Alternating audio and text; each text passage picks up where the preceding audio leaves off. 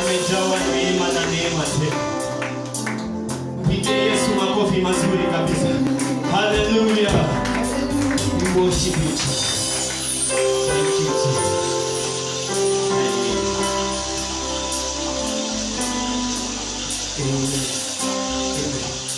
Habia tumishi wa Mungu makofi mazuri.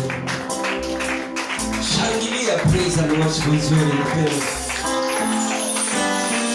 There are such a great gifts in the house of God. Amen. Kama uko na shangwe ndani ya moyo wako na uko na furaha ndani ya moyo wako, pia Yesu makofi mazuri. Salimia aliye karibu na wewe, mwambie karibu katika nyumba ya Bwana. Amen. Unamsalimia? In case you don't know. Amen. Tuko katika nyumba ya Bwana wetu. Amen. Na in case you don't know, hallelujah, tumekunywa damu ya Yesu. Amen.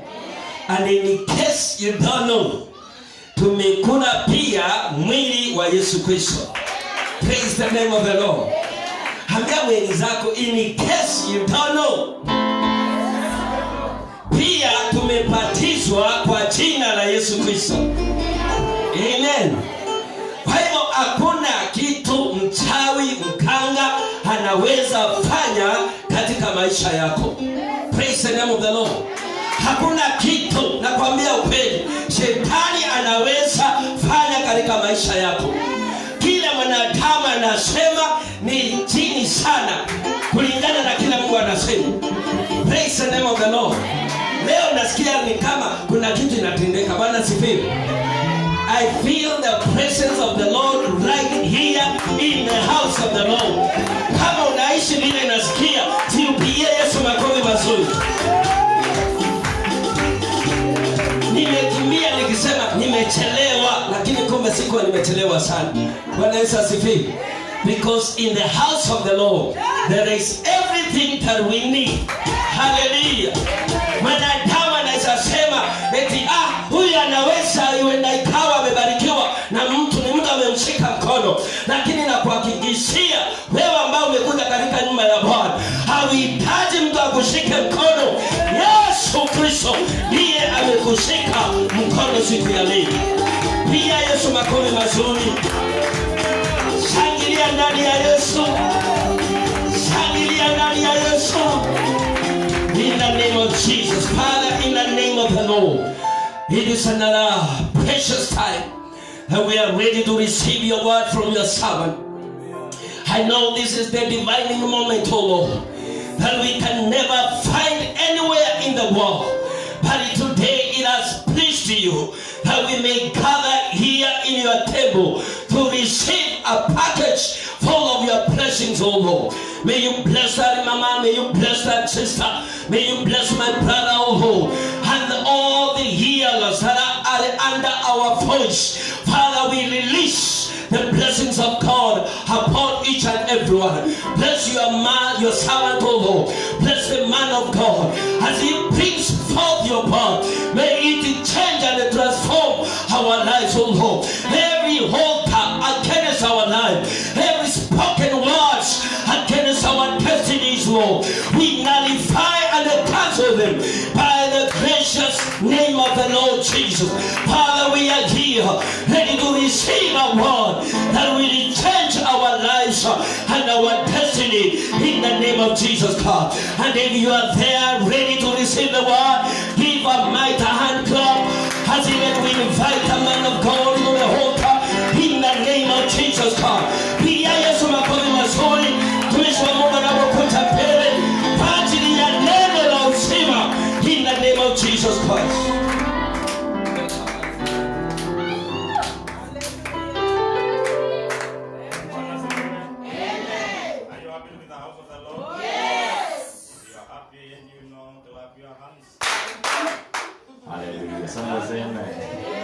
Sunday school, msimame mahali mlipo, niwaombee tu mkiwa hapo na Bwana atawabariki.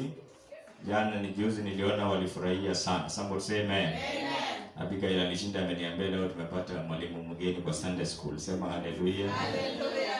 Na nikasema Bwana azidi kuinuliwa because sasa tuko walimu wengi. We have Vero, we have Mama Abi, we have Brother Edwin. Somebody say amen. We have now Brother Peter. Somebody say amen. We thank God. Let us pray for our Sunday school. Father, we thank you and we bless you for our children. As they go for their service, let your grace and your favor accompany them. Bless them, minister to their souls and their hearts, and touch their lives because you reign. We love you and we honor you because of the great and wonderful things you are doing in their lives. In Jesus' name we pray and believe, and all of us we say amen. So Peter, you can help us. I think Edwin atakuja akusaidia kupanga, then he comes back, alafu utaendelea na Bwana atakubariki. Na sasa Edwin ukikuja, unakaa pale, Peter anakaa, wageni wakikuja unawakaribisha ndani. Somebody say amen. Thank you. Karibuni viti. Nilikuwa naomba Faith, kama unaweza kaa hapo, huyu mrembo akae hapo karibu na dirisha, itakuwa vizuri. Nataka kile kiti anaweza kaa ndani, mgongo ingie vizuri. Somebody say amen. God shall bless us in Jesus' name. Somebody say amen. Hallelujah. Hallelujah. Hallelujah. I don't know kama Rose angekaa kwa Mama Cecilia, amekaa ndio Mama Cecilia akae pale kwa Rose. Najua lazima she cater for everybody. Kwa sawa. Thank you. I need to cater for everybody. Na mkisikia joto limeongezeka, tulibarikiwa na fans, just put them on. Tunaendelea kuburudika ndani ya Yesu. Somebody say amen. Thank you Pastor Jeff for the powerful welcome. Somebody say amen. Today I'm going to teach the word of God. I think it's quite some time since we taught the word. We were trying to bring you back because most of you mlikuwa umeenda nyumbani, akili zikasahau mambo mengine, so we want to bring you back. Na unajua ukikaribisha mtu lazima umkaribishe ukiwa na moto sana. Somebody say amen. Akishaingia gia sasa unamwambia hapa kwetu tunakaa hivi, tunakaa hivi, tunakaa hivi, tunakaa hivi, tunakaa hivi. Somebody say amen. Sasa it's good we teach you how tunakaa hapa na Bwana atazidi kutubariki. Somebody say amen. If the praise and worship you are meeting, please you take the shortest time possible because we need you here. We don't want to preach to empty chairs.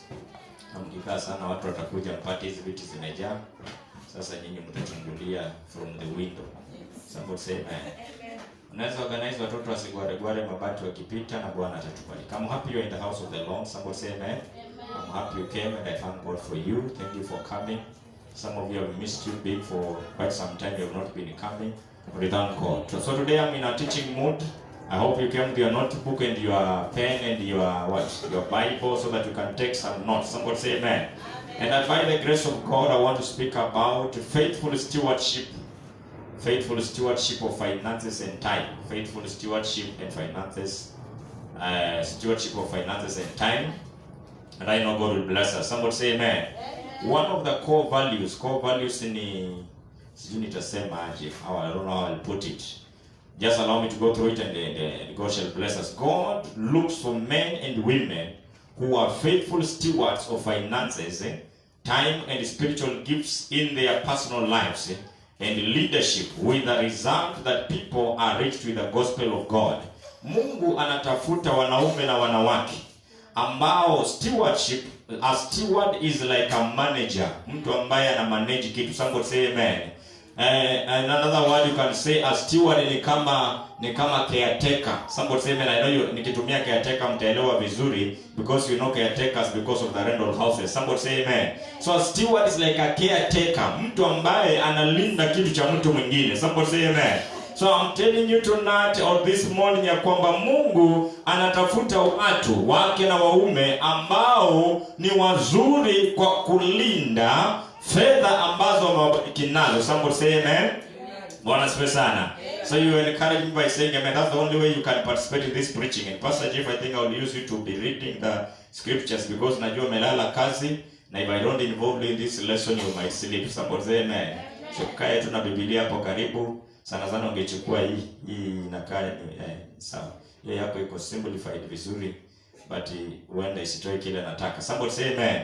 So I was saying what? Ninasema kwamba Mungu anatafuta watu ambao ni waaminifu kwa kulinda zile fedha ambazo amewabariki nazo. Somebody say amen. Kwa kulinda wakati na muda ambao amewabariki nao. Sema haleluya. Watu ambao wanaweza tumia vipawa ambavyo Mungu amewabariki navyo vizuri ili waweze kuleta watu kanisani, waweze kuleta watu katika ufalme wa Mungu. Somebody say amen. Waweze kusaidia mtu amjue Kristo. Sema haleluya. Nasikia tu amen chache za mama Faith na mtu mwingine hapo na mwingine. Somebody say amen. But I want to hear for the whole church. Somebody say amen. Bwana asifiwe sana.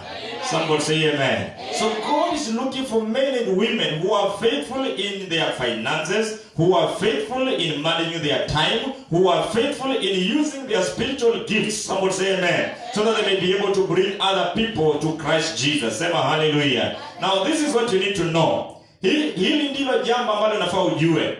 Ya kwamba God owns everything. Mungu ndiye anayemiliki kila kitu. Somebody say amen.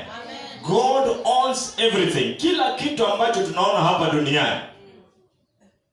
Bwana asifiwe sana. Ni cha Mungu. Sema hallelujah. Wewe na mimi, we are caretakers. We are managers of what God has given us. We are stewards. Somebody say amen. Bwana asifiwe sana. I don't know how I can call caretaker in Kiswahili ndio muelewa, lakini kitumia caretaker najua mnaelewa because you live in rental houses most of us. Somebody say amen. Now to confirm that God owns everything, we shall read the book of Psalms chapter 89 verse number 8 to 13. Pastor Jeff. Psalms 89 verse number 8 to 13. Zaburi 89 mstari wa 8 hadi wa 13. I wish you were having your notebook. Somebody say amen. Najua nimewapima pole pole nikaona ni kama mliacha kuja na notebook. Sema hallelujah. And we need to be taught the word so that in case you are at home sometimes unaweza pitia uone nilifundishwa kile nilifundishwa kanisani ni ukweli au si ukweli. Yes, Pastor Jeff, you are there? Verse number 8. Psalms 89 verse number 8.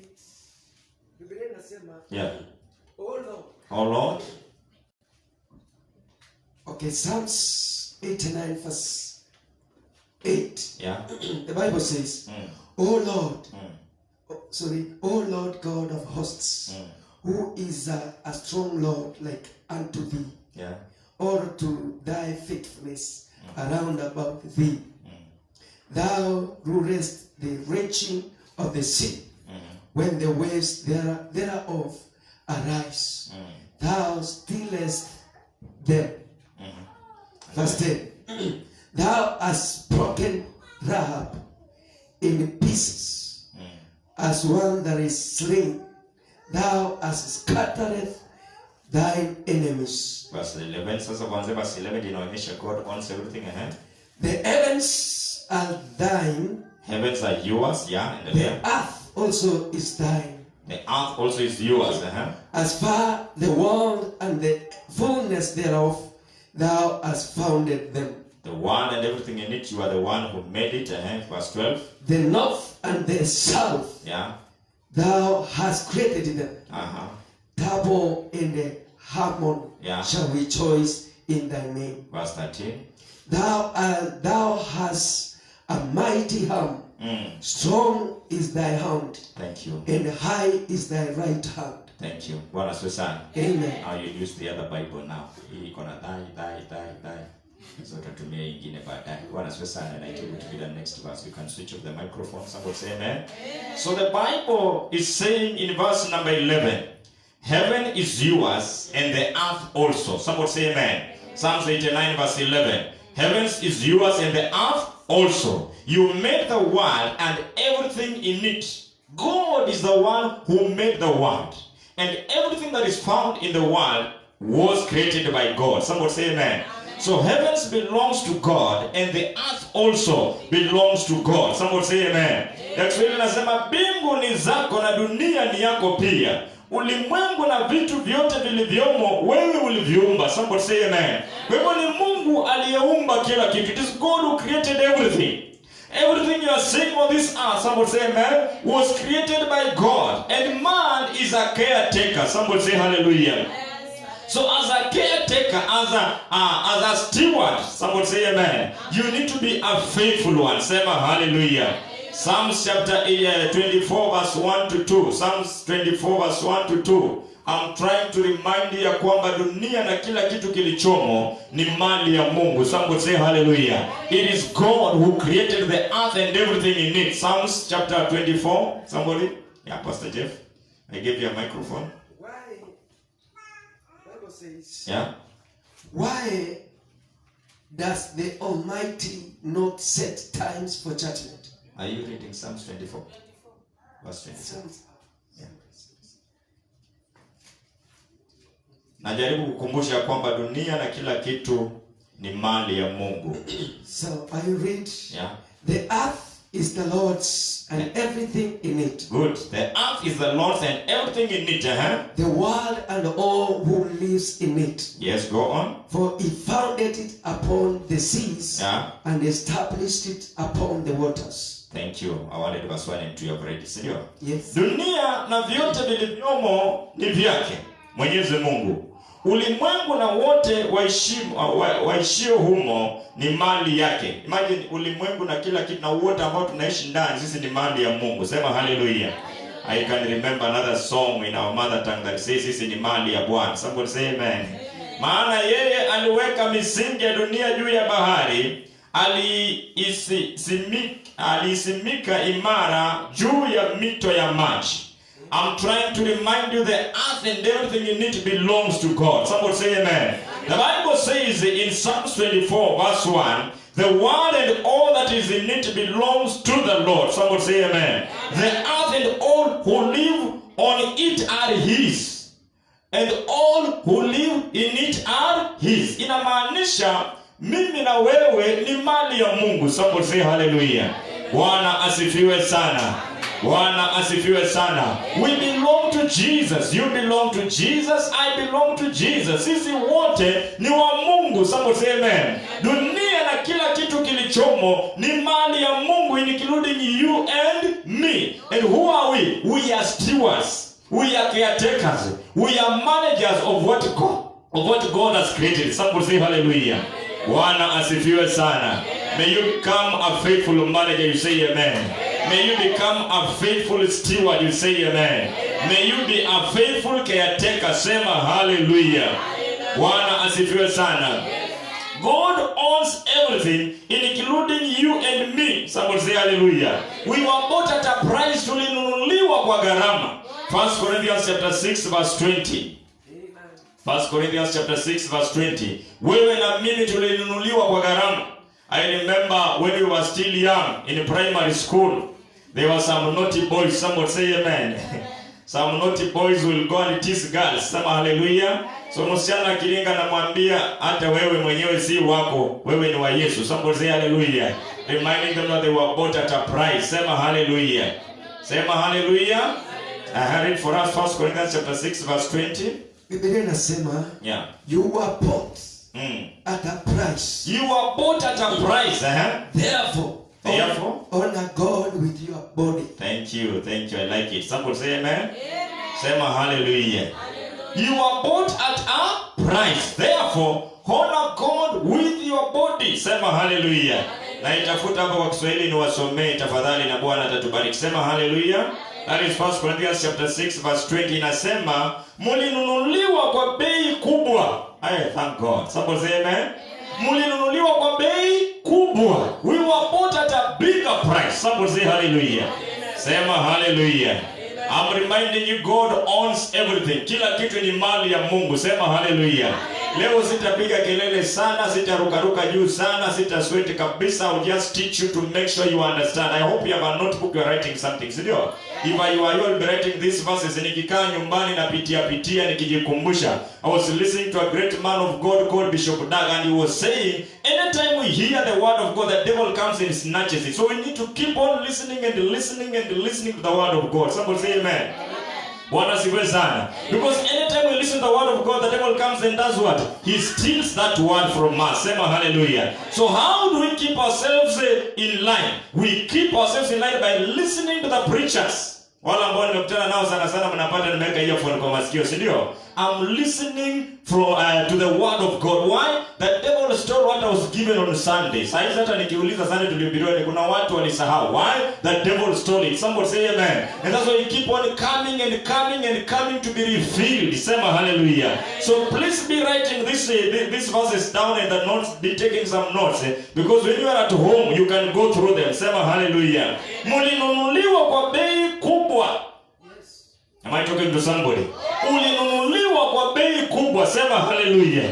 Bwana asifiwe sana. God bought you at a price. You were bought at a price. I hope your microphone is off.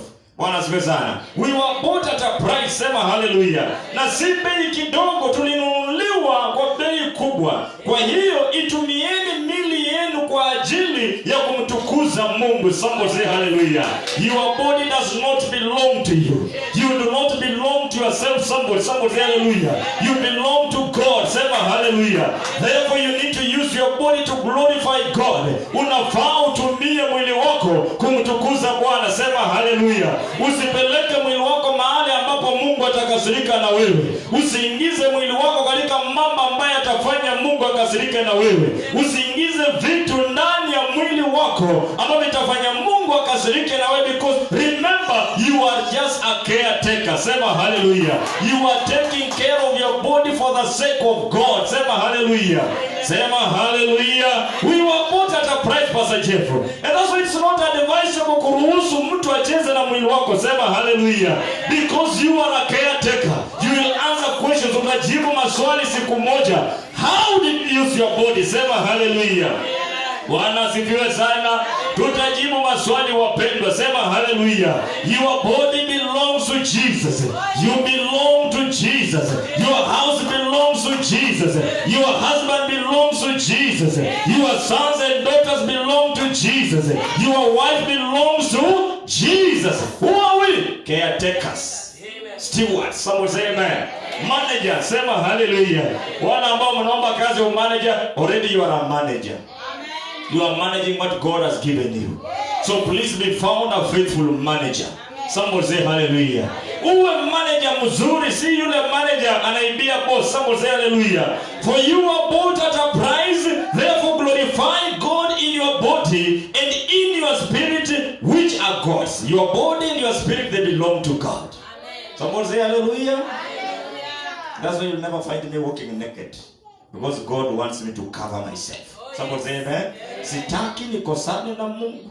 Sema hallelujah. Mwezi nipata na shoti hapo kwa barabara nikitembea na shoti.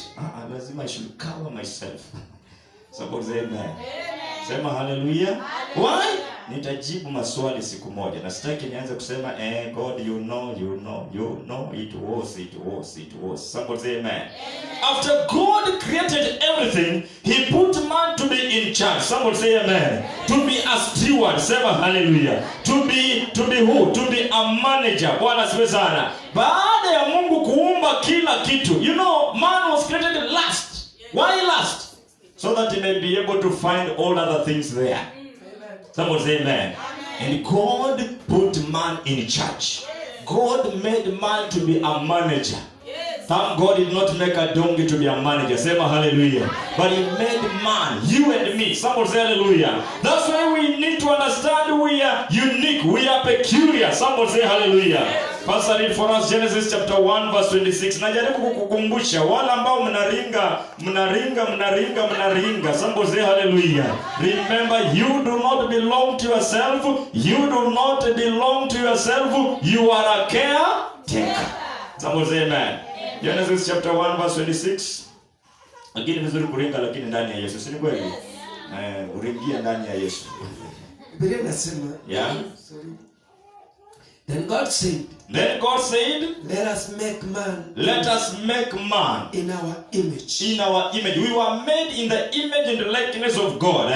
In our likeness, and let them rule over the fish. Good, I like that. And let them rule, let them manage, let them control, let them be stewards. Somebody say hallelujah. Let them be caretakers. Let them rule over the fish of the sea and the birds of the air. Yes. Over the livestock, over all the earth, and over all the creatures that move along the ground. And the layer? Verse 27. So God created man in his own image. In the image of God, he created him. Male and female. Male and female. And the layer? He created them. 28. Yeah. Then God blessed them. Then God blessed them. And said to them. This is what you were told, you and me. Hivi ndivyo tulivyoambiwa na Mungu. Sema hallelujah. What did God tell us? Be fruitful. Be fruitful. Zaeni muongezeke. And increase in numbers. fill the earth and subdue it. And subdue. To subdue is to control. Say hallelujah. To subdue is to manage. Am I talking to somebody, church? Yes. To subdue is to control. Somebody say amen. To subdue is to manage. Say hallelujah. To subdue is to take care. Subdue it. And subdue it. Yeah. Rule over the fish of the sea and the birds of the air, and over every living creatures that moves on the ground. 39. About 28 imetosha. Thank you. Somebody say amen. I'm looking at this word. Let them have dominion. Let them subdue. Somebody say hallelujah. Let them control. Somebody say hallelujah. Let them manage. Sisikii watu wengine wakisema hallelujah. Am I teaching something strange or you are not understanding what I'm saying? Mnaelewa kile nasema wapendwa? Mbona sisikii hallelujah yenu? Bwana asifiwe sana. The only way you can participate in this preaching is by saying a big hallelujah. I heard a singer singing and saying, my hallelujah belongs to you. Somebody say hallelujah. Your hallelujah belongs to God. Sema hallelujah. Sasa usiposema hallelujah hapo utasemea kwa bedroom yako. You need to say hallelujah here. Somebody say hallelujah. Bwana asifiwe sana. Hata huo mdomo, it's not your mouth, it belongs to God. Somebody say hallelujah. So you need to use that mouth to praise the name of the Most High God. Somebody say hallelujah. Am I talking to managers in the house? Am I talking to stewards in the house? Am I talking to caretakers in the house? We belong to Jesus. Say hallelujah. We were given power and authority to subdue the earth, to control the earth, to take care of the earth. Say hallelujah. To be managers of this earth. Say hallelujah. To have dominion. Somebody say hallelujah. Say hallelujah. Somebody say hallelujah. Kama hukujua nimekukumbusha leo, today just understand you are a manager. You will give an account on how you are managing what God has given you. Somebody say hallelujah. We will give an account. Utatoa hesabu. We will give an account. Somebody say amen.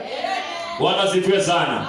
Who are you? I am a manager. Somebody say amen. Who are you? I am a manager. Somebody say hallelujah. I think that title can be good for all of us. And it is true, we are managers. Bwana asifiwe sana. But how are you managing? Are you a faithful manager or a crooked one? Somebody say amen. We need to be faithful managers. Say hallelujah. Who are you? I am a manager. What are you managing? I'm managing what God created. Somebody say hallelujah. I'm managing my finances. Somebody say amen. I am managing my time. Say hallelujah. I am managing my body. Somebody say hallelujah. I am managing my family. Somebody say amen. I am managing the work of God. Why? I will give an account. We will give an account. We are managers. Say hallelujah. We are stewards. Somebody say hallelujah. We are caretakers. Somebody say amen. May you be found a faithful steward. You say amen.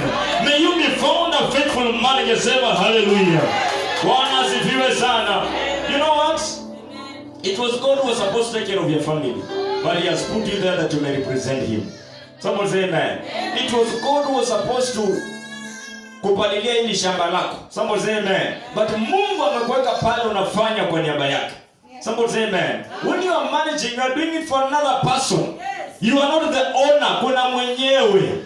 Bwana asifiwe sana. Wewe ni muangalizi tu. Amen. Does your caretaker own that house you are living in? No. He is only managing it. Somebody say amen. So may we be found faithful managers. You say amen. Bwana asifiwe sana. Therefore we are managing on behalf of God. What are we doing? We are managing on behalf of God. It belongs to God. And He has given us the privilege to manage. Sema hallelujah. Hata kama watu wengine hawakuamini, Mungu tayari alikuamini. Kama umeolewa, Mungu alikuamini na mke, you may manage that husband. Somebody say amen. Kama umeoa, Mungu alikuamini akakupa mrembo. Sema hallelujah. Then you may manage that mrembo. Somebody say hallelujah. Kama uko na watoto, God trusted you and He gave you children that you may be able to manage them. Sema hallelujah. Kama uko na biashara, Mungu alikuamini akaweka biashara ndani ya mikono yako, that you may be able to to manage it for him. Somebody say hallelujah. Kama uko na mahali umeajiriwa kazi, when you wake up early in the morning going to a place of work, I want you to understand it was God who was about to do that work, but he has given you the privilege to do that work on his behalf. Somebody say hallelujah. May you be a faithful manager. Say hallelujah. May you be a faithful steward. Somebody say hallelujah. And if you are here na huna kazi, kuna kitu Mungu ameweka kwa mikono yako na nitakuonyesha leo hii. There's something God has placed in your hands. It is only that your eyes should open and you may be able to see. Somebody say hallelujah. And God shall enable us to see what he has in store for us.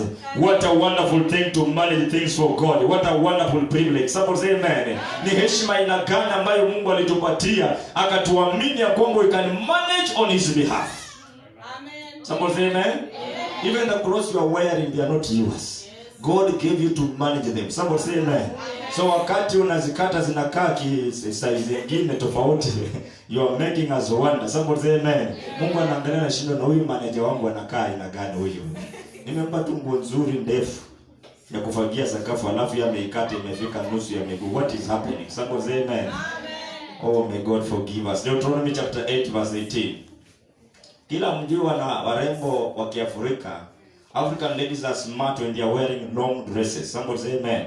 Because of their body, vile mili yao imeumbwa ivalie nguo ya kufagia sakafu akienda. Sema hallelujah. Hapo najua hallelujah tumepungua, because we are becoming digital. Deuteronomy chapter 8 verse, hii nilikuwa nafikiria tutaisoma tu pole pole mpaka mahali tutafika. God, may you find us to be faithful managers. Somebody say amen. May God find us to be faithful managers. Pastor, you are there? Yes. Can start from verse 6. From verse 6, Deuteronomy chapter 8. Pole. Nataka you get something. Please be coming with your notebook. Usikuje kanisani kama mtu anapelekwa kununuliwa chips. Hata wa chips anabebanga bag. Just in case mshinde. Somebody say amen. Zitapata mahali pa kuwekwa. Sema hallelujah. Au unaendanga tu mikono miwili. Hapana, you need to carry a bag. Somebody say amen. Hiyo chips imelipiwa. Don't leave it in the hotel. Just in case ibaki, ujue mahali pa kuifix. Sema hallelujah tushamba. Hapana. You will be a good manager badala ya kuacha hoteli zimwagwe. Somebody say amen. Mungu akijua ya kwamba unaweza acha hoteli zimwagwe, next time utapelekwa outing. Sema hallelujah. Bwana sifiwe sana. You need to carry something. Just in case kibaki niweke hapa ndani. Ni makosa sana nipelekwa outing nikule. Na unajua ukiwa na mtu hautakula vizuri, utakula ukijifinya because ukifieka sana atasema huyu ni hatari. Somebody say amen. Sema hallelujah. So unapima zikibaki, unamwambia hizi vitu umelipia, kuna haja tuacha. Somebody say amen. Unaweka ndo siende kwa nyumba ulalie maji. Pastor read for us. Nimesaidia mtu. Deuteronomy chapter 8 verse 6. Yeah. Observe the commands. Observe the commands of the Lord your God. Of the Lord your God. Walk in his ways. And referring him, for the Lord your God is bringing you into a good land. Ukimheshimu yeye kwa sababu anakupeleka katika nchi nzuri. A land with, somebody can switch on of these fans. I'm feeling hot. A land with the streams and the pools of water. Yeah, which verse are you? Verse 7. 7, yeah. A land with the streams and pools of water, with the springs flowing in the valleys and the hills. A land with the wheat and the barley, vines and fig trees.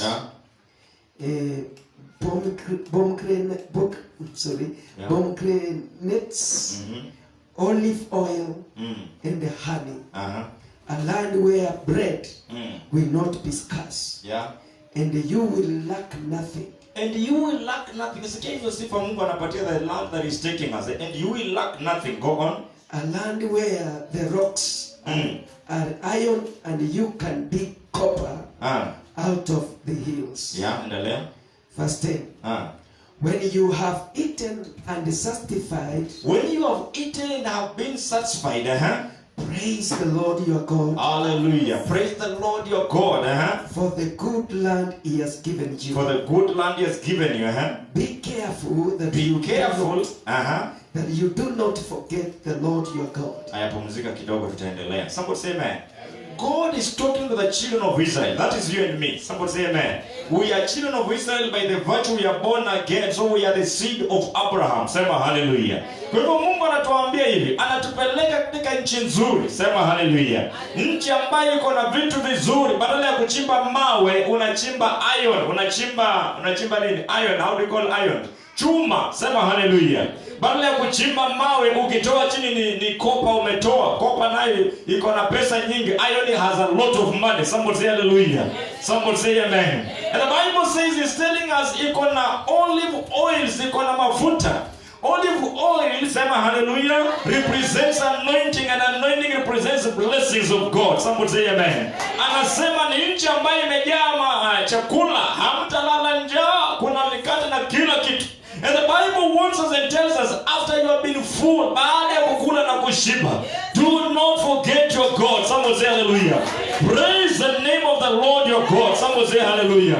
Watu wengi ninajua, mimi nikiwa mmoja wao, kuna wakati nilikuwa nalala njaa, na hiyo siku nimeona hakuna kitu, ndio nilikuwa naomba nikiweka bidii sana. Sema hallelujah. Lakini siku ambayo nimekula nimeshiba vizuri, ninasema nitaombea kitandani. Sema hallelujah. Amen. Inasema asubuhi. Bwana asifiwe sana. The Bible says after you have eaten, baada ya kukula na kushiba, praise the Lord. Sema hallelujah. Somebody say hallelujah. Am I talking to the managers in the house? After God has blessed you, sema hallelujah. After God has remembered you, sema hallelujah. Praise the name of the Lord. Somebody say hallelujah. Baada ya Mungu kukuonekania na kukuangazia, litukuze jina la Bwana. Why? You are a faithful manager. You are a faithful steward. You are a faithful caretaker. Somebody say hallelujah. Watu wengi baada ya kukumbukwa na Mungu wanasahau Mungu. Nishaiona majamaa ambao walikuwa wanabidia kuingia kanisani, the moment they married we never saw them in the church. I told you there is one, akaulizwa wewe ni nini kilitendeka? Akasema kile nilikuwa natafuta nishapata, kwa nini niendelee kusumbuka? Sema hallelujah. A faithful steward, hata baada ya kupata mchumba umeweka kwa nyumba, you still continue going to seek the face of God. Why? God has more than the wife of God. Somebody say amen. God has more than the house he has given you. Somebody say amen. God has more than the children he has given you. Somebody say hallelujah. Why are you going to church every day? I know what I'm looking for. I want to be counted a faithful manager. I want to be found a faithful steward. Say hallelujah. Am I talking to somebody in the house? Yes. The Bible says when you are faithful in the little, much is given to you. Somebody say amen. When you are faithful in the little, ukiwa mwaminifu na kidogo, kingine kingi kinaongezeka. Pasa tuendelee. You are now on verse 11. Na tafadhali twende na nyinyi pole pole. Na hii kitabu ningependa mkienda nyumbani msome. Deuteronomy chapter 8 from verse 6 to 20. Verse 11. Be careful. Be careful that you do not forget the Lord your God. Unasikia tunaoniwa mapema. Somebody say amen. Do you know why God has allowed you to hear this word? Because he's planning to bless you. Somebody say amen. Amen. And he's worried if he blesses you, you might run away from the church. Bwana asifiwe sana. So the Bible says, be careful not to forget the Lord your God. Najua kuna watu hapa nikiwatwanga tu ngirita. Somebody say amen. Niongee au nisiendelee? Niendelee au nisiendelee? Ngiri 5 tu. Au tusongeze ngiri 10. Somebody say amen. Pastor endelee. Verse 11. Verse 11, yeah. Be careful. Be careful that you do not forget the Lord your God. That you do not forget the Lord your God. Failing to observe his commands. Failing to observe his commands. His laws and his decrees. End of verse 18. Verse 18. But remember the Lord your God. For it is he who gives you the ability to produce wealth, and so confirms his covenant which he swore to your forefathers as it is today. Thank you. Somebody say amen. Verse 18 imemaliza imesema nini? Remember, it is the Lord your God who gives you the ability to make wealth. Somebody say amen. Kumbuka ni Mungu wako anayekupa nguvu za kutengeneza utajiri. Sema hallelujah. Bwana asifiwe sana.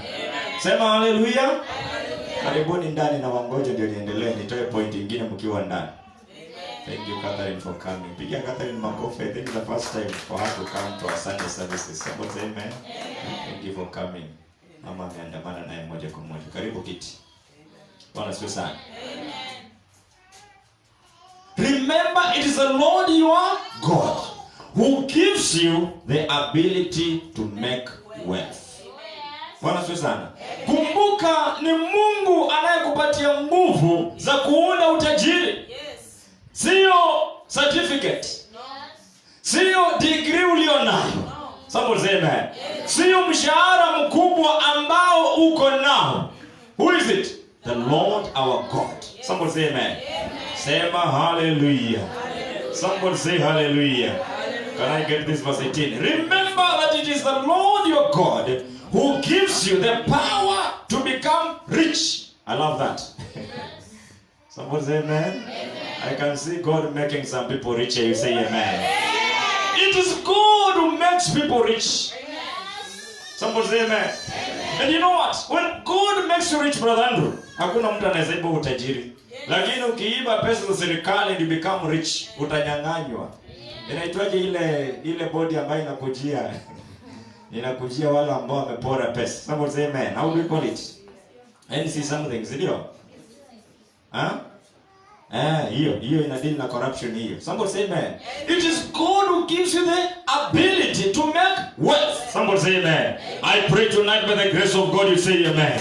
May God release the ability in you. Say hallelujah. To make wealth and become rich. Somebody say hallelujah.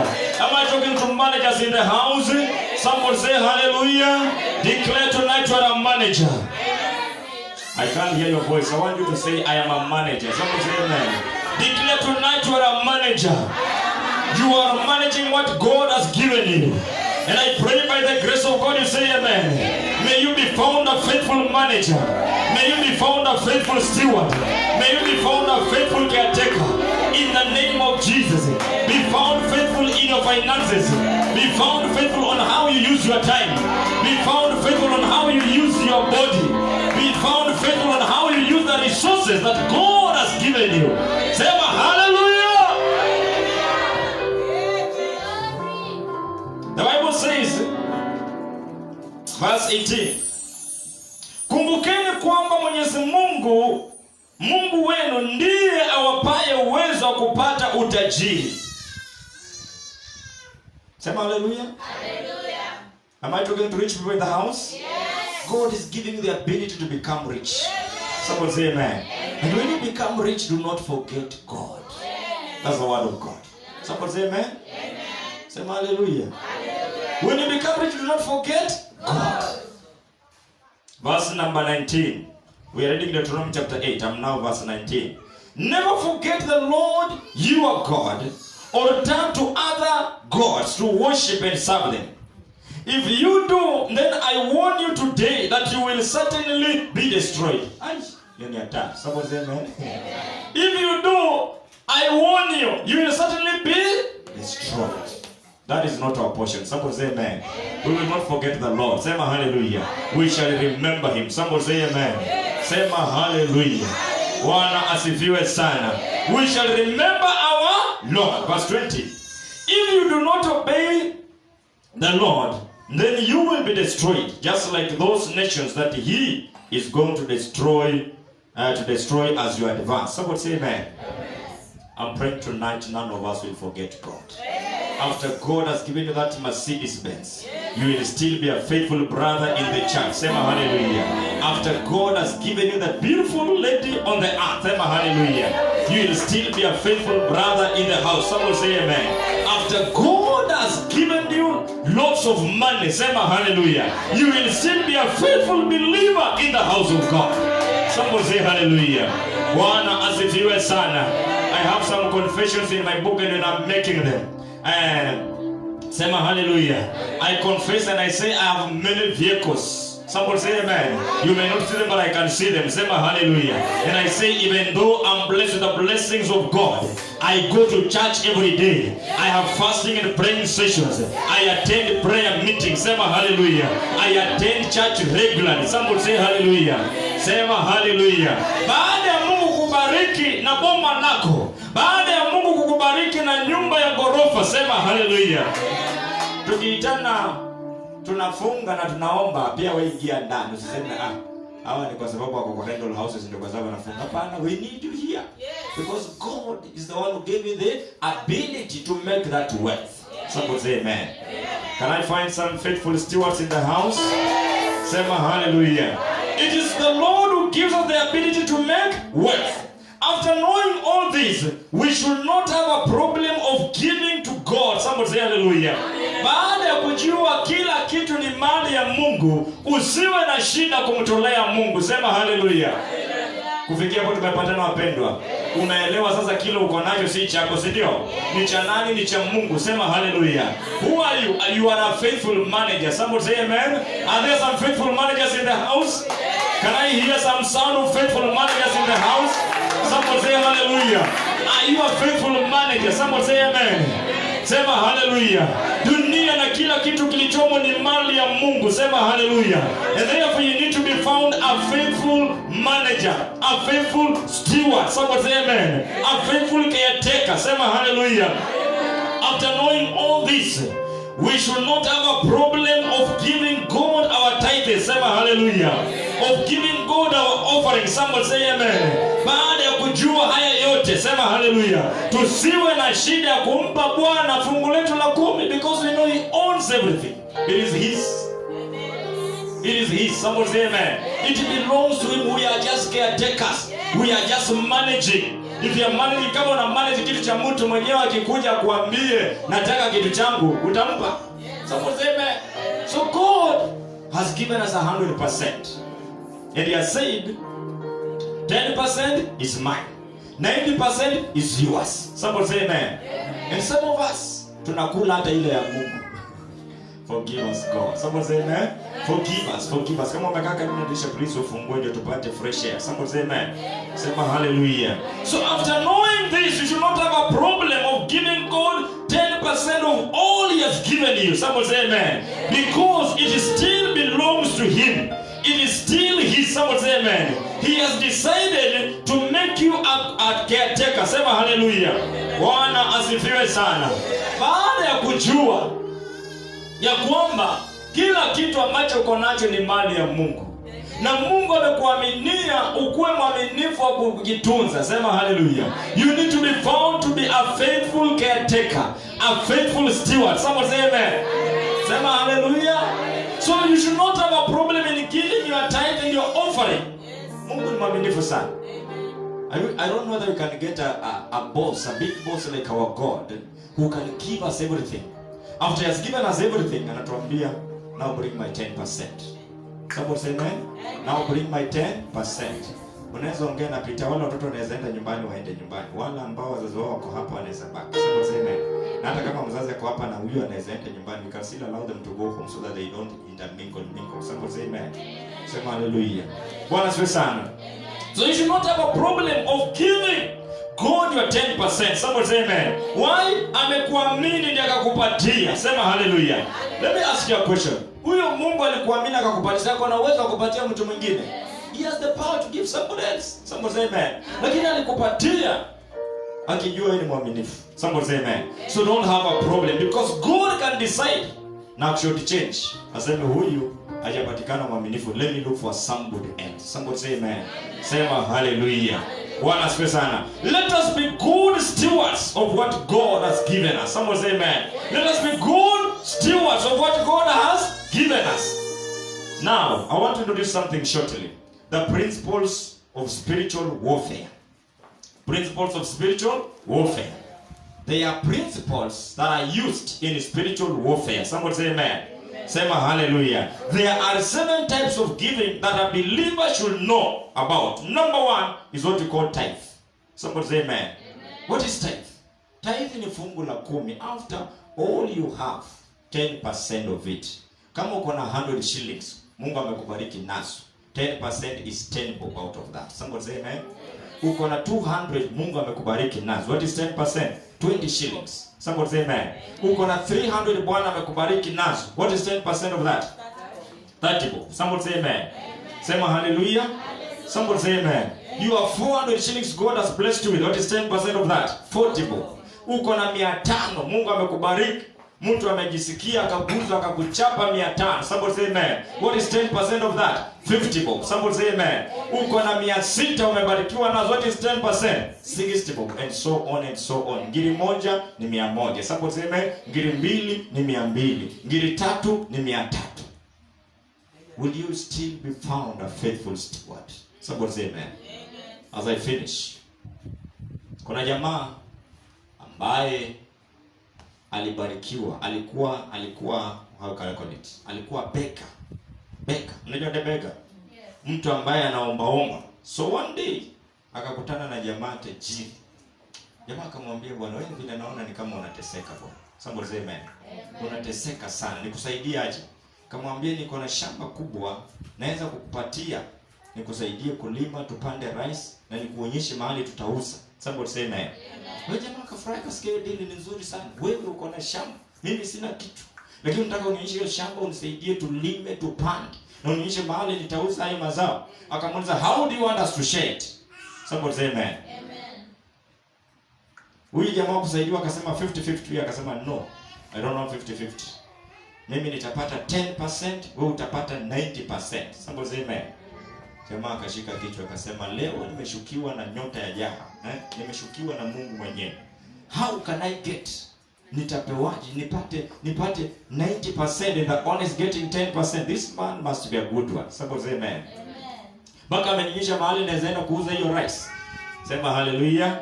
Kweli wakalima, wakapanda na mimea ikamea vizuri, wakati wa kuvuna ikavunwa vizuri. Sasa ikafika wakati wa kupeleka kwa kampuni uzwe. Ikauzwa vizuri. After the money landed in this other man's hand. Yule alikuwa beggar. Akasema, let me ask myself.